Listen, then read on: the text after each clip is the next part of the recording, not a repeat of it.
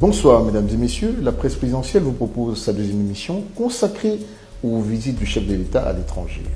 Nous allons en ce jour parler de sa dernière visite, qui est par ailleurs sa seconde participation au 33e sommet des chefs d'État et de gouvernement à Addis Abeba, en Éthiopie.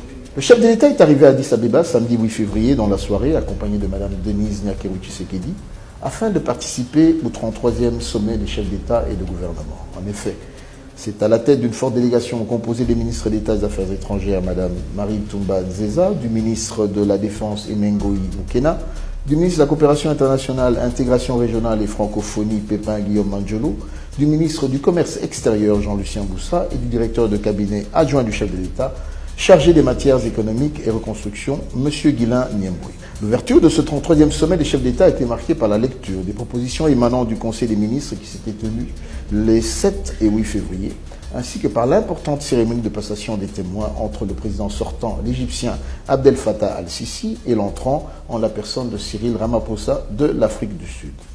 La présentation du bureau 2020 a été lue par le doyen des ambassadeurs, le djiboutien Ismaël Omar Guelleh, qui annoncera la composition du bureau de la manière suivante. Pour la région de l'Afrique australe, République Afrique du Sud, président Cyril Ramaphosa. Premier président issu de la région de l'Afrique centrale, République démocratique du Congo, avec le président Félix-Antoine Tshisekedi Tshilombo. Pour la région de l'Afrique de l'Ouest, c'est la République du Mali qui a été désignée pour la deuxième vice-présidence, avec le président Ibrahim Boubacar Keïta.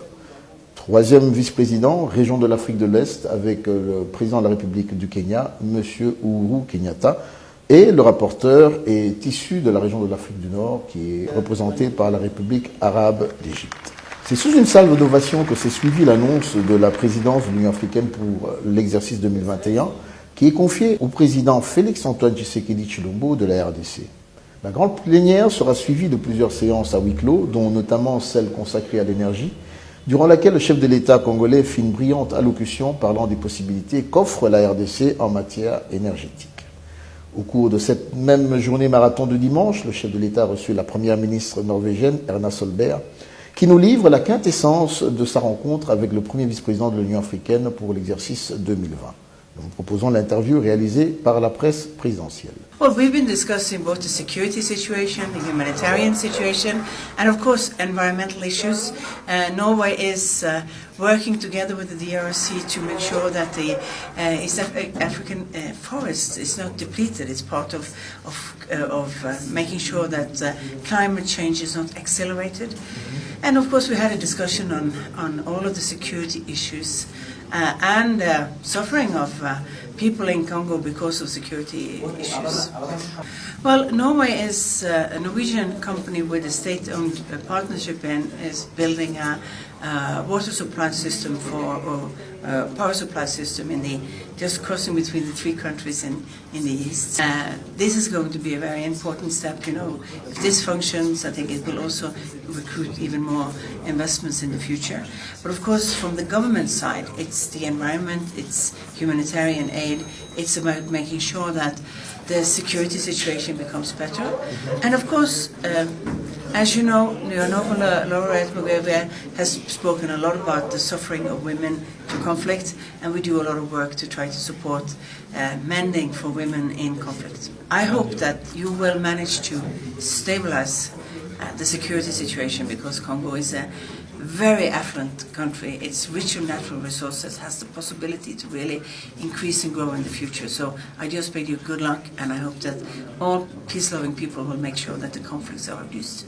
La seconde rencontre accordée par le président de la RDC sera avec le secrétaire général de l'Organisation des Nations Unies, M. Antonio Gutiérrez. Dans la soirée, le chef de l'État prendra part au dîner de gala offert par le Premier ministre éthiopien Abiy Ahmed.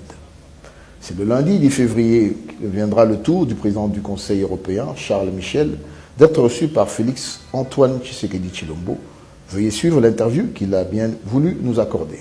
J'ai eu l'occasion de le féliciter et je pense que c'est une bonne chose pour la RDC, c'est une bonne chose pour l'Afrique et moi je me réjouis que la RDC soit active sur le plan international et jouera un rôle essentiel dans le cadre de l'Union africaine et ça contribuera, je l'espère aussi, à renforcer ce lien entre l'Europe et l'Afrique puisque dans cette position on aura l'occasion certainement aussi de beaucoup parler de la manière de renforcer des projets très concrets pour les populations entre l'Europe et l'Afrique.